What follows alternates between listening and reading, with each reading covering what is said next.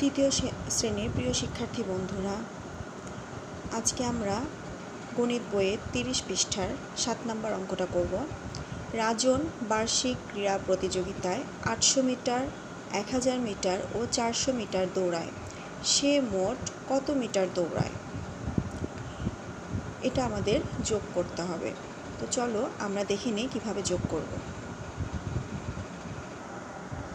তো আমরা লিখব, প্রথমে 7 নং সমাধান লিখে নেব। এরপরে লিখব প্রথমবার দৌড়ায় 800 মিটার, দ্বিতীয়বার দৌড়ায় 1000 মিটার এবং তৃতীয়বার দৌড়ায় 400 মিটার।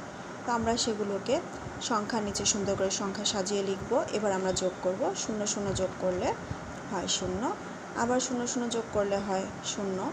এরপরে 8 আর 4 যোগ করলে হয় 12, 12 লিখব 2, হাতে আছে 1, 1 আর হাতের 1 হবে 2, অর্থাৎ সে 2200 মিটার দৌড়ায়। এরপরে আমরা অতএবে লিখব রাজন মোট 2200 মিটার দৌড়ায়। এখানে উত্তরে আমরা লিখে নিব 2200 মিটার। ধন্যবাদ বন্ধুরা। গণিতের সহজ সমাধান পেতে অবশ্যই আমার চ্যানেলটিকে সাবস্ক্রাইব করে রাখবেন।